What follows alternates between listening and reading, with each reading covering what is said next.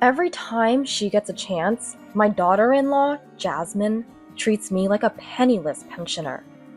I came all this way to visit, and this is what I get? Such a shabby place. So disappointing. Well, I guess this is what you get on a pension. I can take whatever is said about me, but I can't stand it when someone else insults this shop. It was my son Louis, who started speaking when my anger reached its peak. My name is Susan. At 65, I'm still quite active for my age.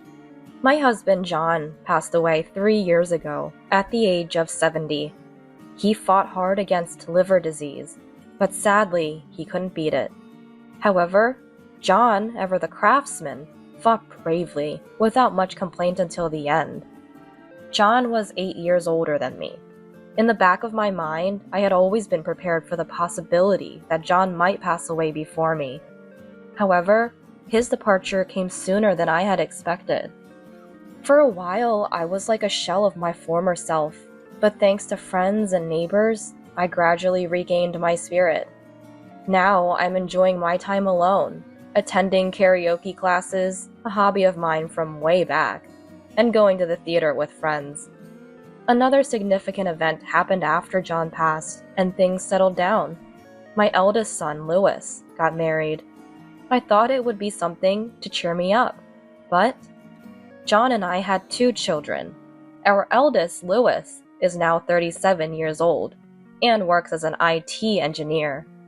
He's freelancing now, mainly working from home, and apparently he's earning more than he did as a salaried employee. Teresa, the daughter and sister of Louis, is currently on an overseas assignment. She hardly ever gets to come back home.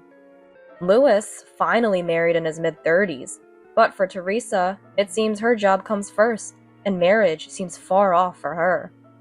Speaking of putting the job first, that's Louis's wife, Jasmine. Jasmine is 9 years younger than Louis, currently 28 years old. An even larger gap than between John and me. I first met Jasmine 2 years ago. Louis said, "I've decided to marry this person," and brought Jasmine to our house. Louis was attracted to the hard-working Jasmine, and surprisingly, it was Jasmine who strongly desired to marry. A slender beauty, a well-tailored suit from a high-end brand. She was the epitome of a career woman, just like those seen in TV dramas, exuding an aura of competence. And her views, expressed during our family meetings, were quite modern. We want to be a couple who respect each other's independence and freedom.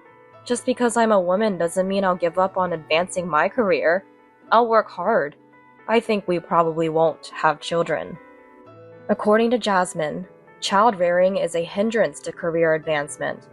She wants to earn her own money, enjoy freedom without being tied down by family life, even after marriage. However, I was somewhat taken aback by what Jasmine said next. But living on a pension really seems like living in poverty, doesn't it? Money is really important. I have to work hard and earn.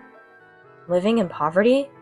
I don't know what kind of lavish lifestyle the career woman Jasmine dreams of, but it's none of her business.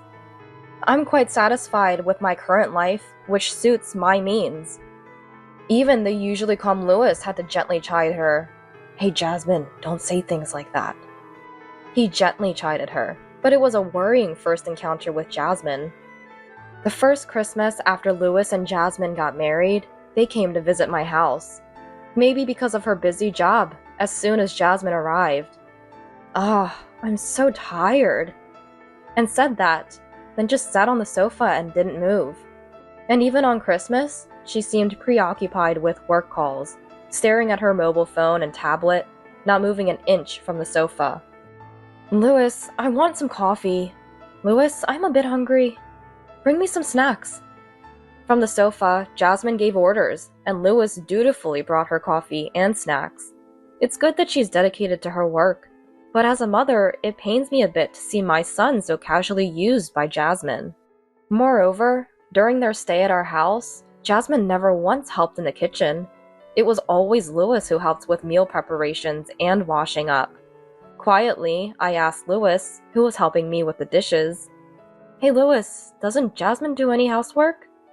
Well, I'm mostly working from home as a freelancer, so I usually handle the housework. Jasmine has a commute and often comes home late. Plus, she travels a lot for work, so she's not home much. There's not much to do in terms of housework anyway. It's different from our time. Besides, Jasmine's been given more responsible work lately, so she's busy, you know? We're an independent couple after all. Jasmine likes to manage her own stuff, though. I mostly take care of the house. Well, if you're okay with it, I won't interfere. Jasmine can be a bit harsh in her way of speaking, but think of it as her fighting through the tough world of work. Please be a bit more understanding, Mom. He's such a mild-mannered eldest son. However, since then, it's only been Lewis who comes home for summer vacations and Christmas. Jasmine's too busy with work to come. That's what Lewis always says when he visits. Jasmine has a lot of business trips, works on weekends often. Recently, she's hardly at home. She must be really busy. Yeah. For me, having some reservations about Jasmine, it's admittedly easier when Lewis comes alone. Every time Lewis came back home, I noticed his face seemed a bit more worn, which concerned me a little. Then, as summer reached its peak, I received a call from Lewis. Hello? This summer break, Jasmine and I will come to visit for the first time in a while. Is that so? It's been a long time since both of you visited together. Yeah, looking forward to it, Mom. I felt relieved hearing Lewis's cheerful voice. And when the summer break came, Lewis and Jasmine returned home.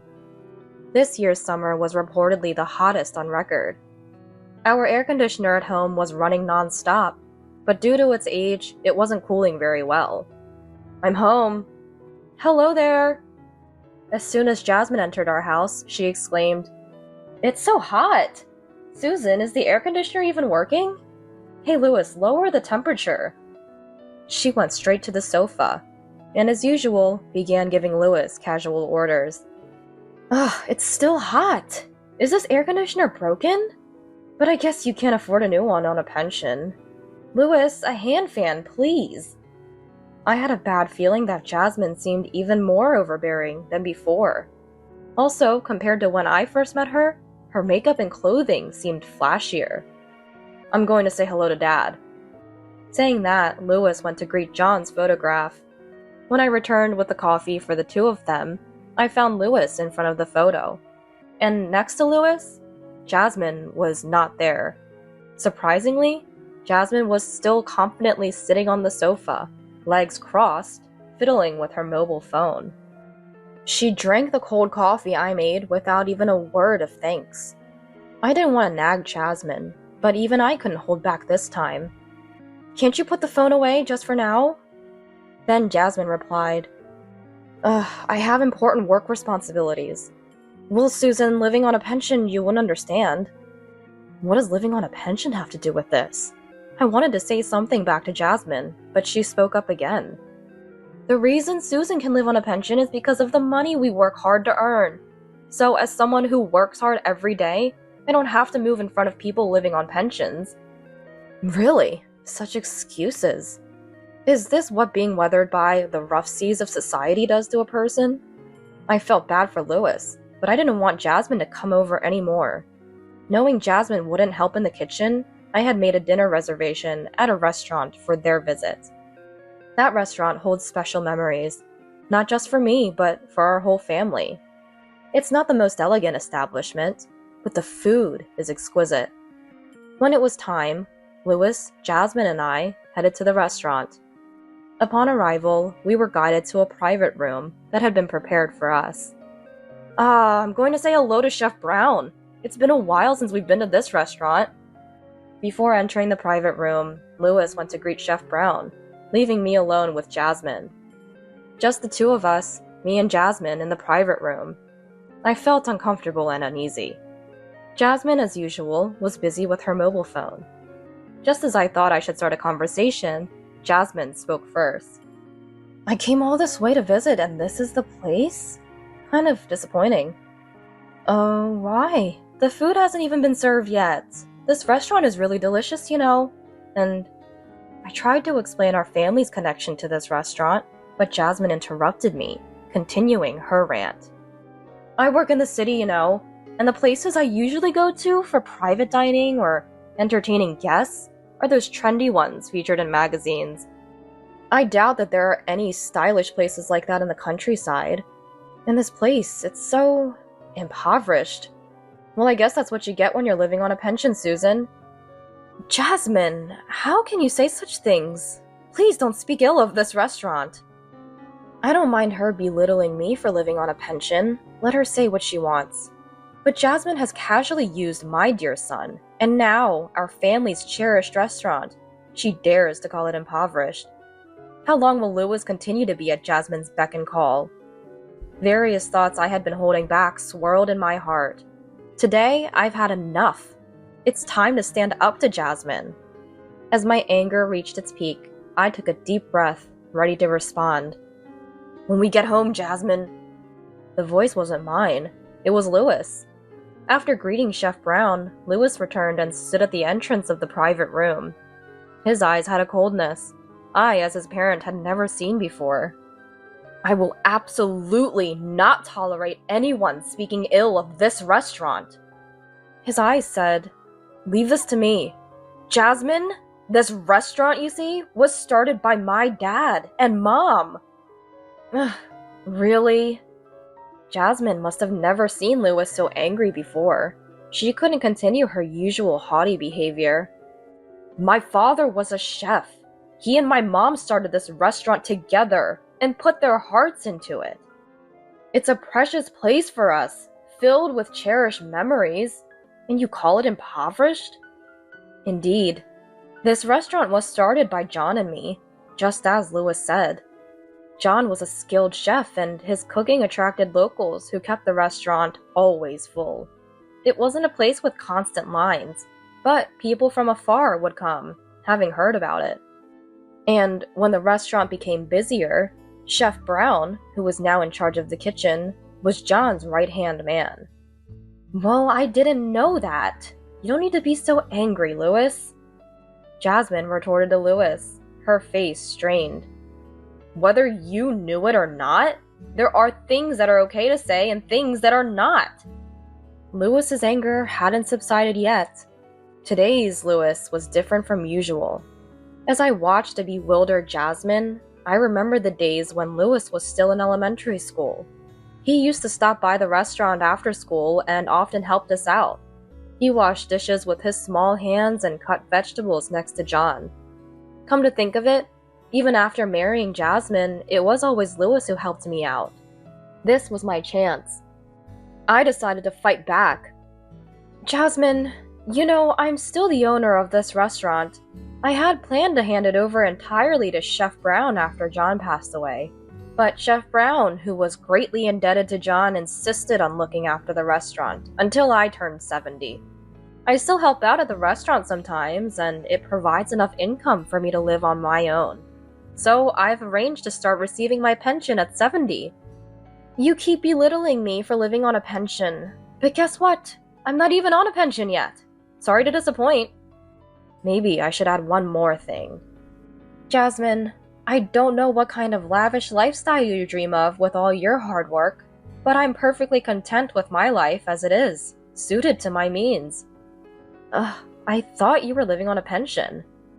So, as you can see, I'll start receiving my pension when I turn 70, and I still have money left by John that I haven't touched. I have no reason to be belittled by someone like you. Yes. I'm sorry. Great. I said it. The usually arrogant Jasmine in my home was now looking down, diminished. Perhaps she hadn't expected such a retort from the always gentle Lewis and me. Maybe John lent us his strength from beyond. Living within our means? Mom's right. Lewis murmured softly. Huh? I looked at Lewis, who was rummaging through his bag. He took out a bundle of envelopes and postcards and placed them in front of Jasmine. What is this? As Jasmine took the bundle and checked its contents, her face turned pale. No matter how hard you work outside, if you shop without restraint, you can't keep up with the payments, right? Wait, what? I didn't know these had arrived. I don't know anything about this. The figures, you're never home because of overtime and business trips. No time to check the mailbox, right? What was this exchange about? I looked at the bundle of mail Jasmine was holding. To my surprise, the bundle was a stack of dunning letters from credit card companies. And another thing, Lewis continued.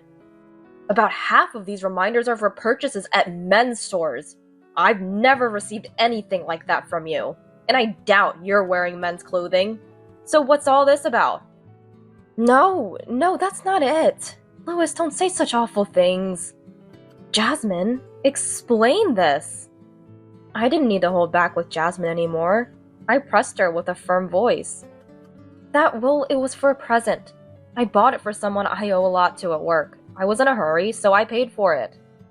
Looking at Jasmine, she was now red-faced and sweating profusely. Her heavy makeup seemed to be melting away, the foundation streaking. Her carefully applied makeup was rapidly deteriorating. For someone you owe a lot to. This person? Lewis took another envelope from his bag, slightly larger than the previous ones, and thrust it in front of Jasmine. What now? Jasmine hesitantly pulled out the contents of the envelope. Her face turned the bluest it had been all day. Wow, I never knew someone's face could change colors so drastically, from red to blue. My attention was drawn to an odd detail. The next moment, Jasmine raised her voice sharply. What is this? You investigated me? With all those dunning letters, I had to look into it. Lewis seemed resigned, yet composed. Inside the envelope were photos. There was Jasmine, walking arm in arm with a flashy young man, both smiling. Jasmine entering an apartment building, presumably the man's home, with him. And the most damning evidence was... well, let's leave it at that. Explain this, Jasmine! Lewis questioned Jasmine without changing his expression. What's wrong with taking a little break? I'm stressed from work. Lewis, you're older and too calm. You don't provide me with any excitement. To me, you're a house husband. House husband! I wouldn't have married an older guy like you otherwise. I need some excitement outside, or I can't stand it. Jasmine, now red-faced, blurted out. Stop it right now! Finally, my anger exploded. Jasmine, listen to me. How dare you let Lewis handle everything at home, treating him like a housewife even though you're not supporting him. You said it when we first met, that you wanted to be a self-reliant and free couple. How is overspending to the point you can't pay for it being self-reliant? And thinking that infidelity is okay just because you're free? I don't want to see your face anymore. Get out of this restaurant right now. Susan, you don't need to get so angry. Quiet! Just get out! Lewis delivered the final blow. Apparently startled by what must have seemed like the first and last time Lewis and I showed such fury, Jasmine fled the restaurant. Is everything settled? The one who appeared was Chef Brown. Chef Brown, I'm sorry for causing a scene. It seems that Lewis had resolved to confront Jasmine before coming to the restaurant. He had gone to greet Chef Brown earlier to explain the situation. It's okay, Lewis. Susan, the food is ready, so I'll bring it over. Just the family now. Please take your time. Thank you, we appreciate it, Chef Brown. Lewis and I regained our composure and enjoyed the restaurant's food for the first time in a while. Eating brought back memories of John. Chef Brown had faithfully continued John's flavors. Afterwards, Lewis stayed at my house for a while, proceeding with divorce proceedings from Jasmine. With indisputable evidence, he left everything to a lawyer. Then, after finding a new home, Lewis moved his belongings out while Jasmine was at work. According to what Lewis heard from acquaintances, Jasmine continued to spend lavishly on men, even after the divorce. Her mailbox was always full. Her card payments lapsed, and eventually her workplace started receiving calls about it. This led to her workplace finding out about the affair and divorce, and she faced daily criticism at her job. She must be feeling very uncomfortable.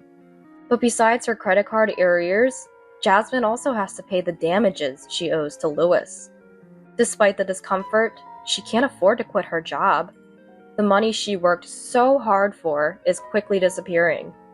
Jasmine, now short on funds, was swiftly abandoned by her boyfriend. All that remained were debts and a broken pride. With Jasmine gone, Lewis brought back peace to my life. And now, Teresa, Lewis's sister, was returning home temporarily from her overseas assignment. The very same Teresa for whom work was always first. Lewis planned to return home to coincide with her visit. "I'm home. It's been a while, my dear home." Teresa arrived back home.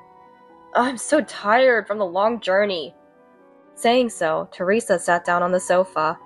Lewis and I, reminded of a recent event, looked at Teresa in surprise. "What's up with you, Mom and Big Brother?" "Oh right, I need to greet Dad first." Watching Teresa head towards John's photo, I felt relieved. That evening, for the first time in a while, Lewis, Teresa, and I gathered around the dinner table and had a wonderful time. After the meal, despite being tired, Teresa took the initiative to help with cleaning up. "You seem to be doing well." Watching Teresa wash the dishes next to me, I accidentally voiced my inner thoughts aloud. With a puzzled look, Teresa turned to me as if to say, "What are you talking about?" When I looked back, Lewis also had a slightly embarrassed smile on his face. I may never get to see my grandchildren, but everyone has their own way of life, whether it's building a family or living alone. I'm so fortunate to have such kind children and feel truly happy. Surely, John in heaven is also at peace. Until the day I join John, I vowed to continue living a life that suits me and to enjoy my solitude. That was the promise I made to myself.